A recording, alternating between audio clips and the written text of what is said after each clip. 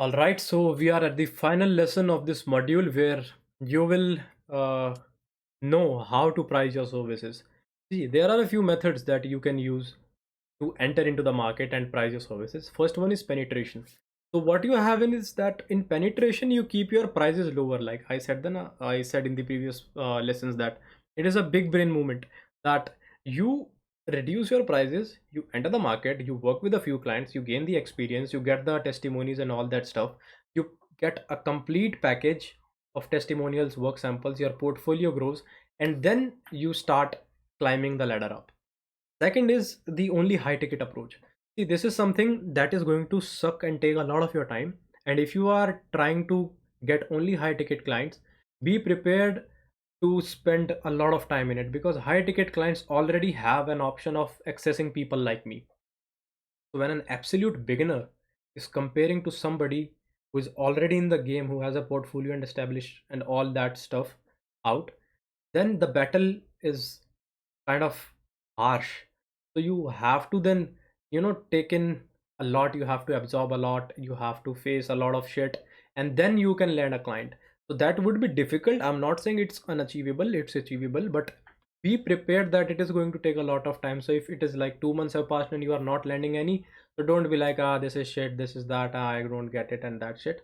You need to give some time to it. It might take you 3 to 4 to 5 months, but yeah, the result will be fruitful, but there is no guarantee. In penetration, it's like that you 99% you will get a client who is willing to pay you a lesser price than the market, but there is a 99% chance that a high ticket client will choose me over you because of the experience and the practical world I have lived in. And the third one, I have already told you, it's similar to penetration, that you work at a lower price, but you work smartly because you gather then the work samples, testimonials, and all that stuff. You just don't work without a goal, you work with a goal. So that's why this is a really good approach in my eyes. Now, what are the general pricing strategies? See, there are not much.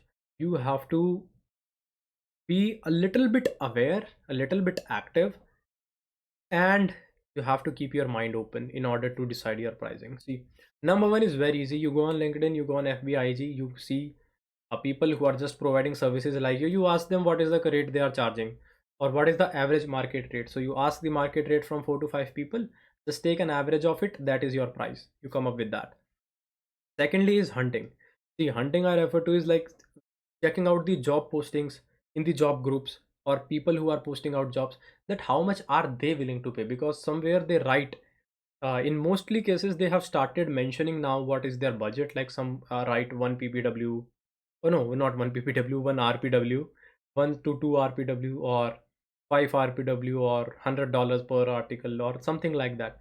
So you create a market average from that. Third one is observing. You see competitors in your niche, analyze them and see that. But this approach is not very much favorable for beginners because first of all they don't tell what they exactly charge. Secondly, you never know whether they are telling the right thing or not.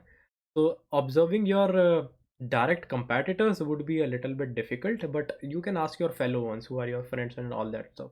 So that is fine. And lastly would be digging. See, this is a pretty smart one. You go on Upwork and Fiverr, you write about the services you are providing, and you see what the other people are charging for it and how much the clients are willing to pay. This is indeed a smart one, and then you can come up with uh, your own rate. So that is something that is pretty good. Now, there are a lot of factors that should affect your pricing, and if you are not aware about it, you will miss a lot. The first one would be the time required. So see, pretty simple. The more time you spend, the more money should be coming in. Initially, you can cut this principle off. Like if you want to just learn and learn, it is completely up to you. I'll always say be really, really flexible on pricing your services. Don't be ashamed to cut down the price if you are learning a lot of new things. What do you think? If Google comes up with you and they say we need articles at 2 RPW and your standard rate is 4, so would you deny Google? Because I think a practical person who has some brain would go at 2 RPW, work with Google, get the tag of Google in their testimonial, in their testimony, in their work sample and previous clients, and then again charge 7 or 8 RPW from other people telling them that I already work for Google. Brains. Secondly is the kind of efforts you put in. So the more efforts you put, the higher you charge. The moderate efforts, moderate charge, low efforts, I don't know if I should tell you that or not. So you are intelligent. So you should firstly don't take low effort projects initially. You have to shape yourself to survive in extreme harsh possibilities. Third is client potential. See, that is the thing that I talked about. If somebody big approaches you, you can't charge a basic price from them. All right, if a big company, a multinational company is coming to you, they are looking for people who fits their budget, and their budget is quite on the higher side. They are not looking for the average, those who are hanging out in the market. They are looking for, polished people who can just get the stuff done quickly. So they are willing to shell more money out. So you have to charge on the basis of your client's potential. And the fourth one would be deadline. See, if you are working in a narrow deadline, very stiff deadlines, very close, 1 or 2 days, charge is pretty much higher because you are, I told you about the trilemma thing. You are fast, you are good, that means you are not cheap. That's how it goes. And the fifth one is duration. See, in duration, it is about how long are you working with the client. Are you working for 3 months, 6 months, 9, 12? If you're working for 12 months, create a pricing that is pretty much less from your average price. What all Amazon does, Amazon offers, Amazon or Netflix, I can't recall which platform is it, but there is a scheme that if you go for their monthly packs, it costs around I don't know, 200 or something, 150, but when you take annual, it costs around you 1200 to 1300. So there is a big difference in that. So if you are working with the client for a long term, that means you are going to get monthly payments, you have retained the client, so you have to mold your pricing accordingly. See, I've told you a lot of shit that you don't really knew about till now. So if you are finding it useful, then keep on watching because there is a lot of shit coming up there. Now let us come to the main juice again of this module, that how I used to charge. See, this is pretty interesting. A lot of people do it, but only a few tell it. I'm gonna tell it. First of all, I used to do a deep market research using the pointers that I've already discussed with you. My strategy was quite simple. And this is something which a lot of people use, but I don't know why they fear that others will copy it. Like, how can you copy it? Everybody's different, right? Secondly, I came up with my own pricing, after asking from the associates, digging up work Fiverr, getting job boards, analyzing competitors, I came up with my pricing. Then I started pitching and getting on client calls with that pricing. So if 3 to 4 clients agreed to that price, like for example, I came up with my rate, just for example, I came up with my rate at 4 RPW. Okay, and 4 clients agreed to pay me 4 RPW. Now it's time to increase my price to 5 or 6 by 25 or 50%. Now it's time. Now my previous rate was 4. Okay, on 4 RPW I landed 4 clients. Now my rate is 6 RPW, and 3 clients denied me saying that I'm too expensive.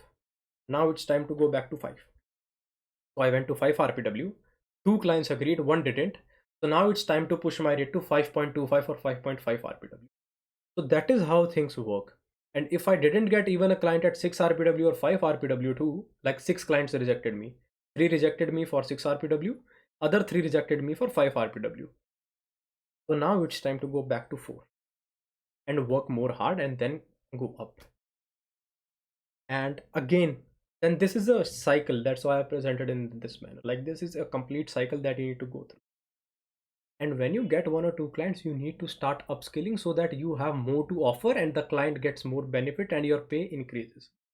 That is how it works. And a very important tip is never go below a rate that you have landed a client. So I landed 3 clients at 4 RPW. No way I'm going to go below 4 RPW until unless a very good opportunity comes up with me or anything that we have previously discussed happens. Right? Be flexible with your rates, but don't be that kind of person who go from 4 RPW to 1 RPW, then 1 to 4. No, that's not how it's done. Be gradual in that. Okay, so I guess now you also know about pricing. You can price your services pretty well. This is all about pricing. And now I'll see you in the next one.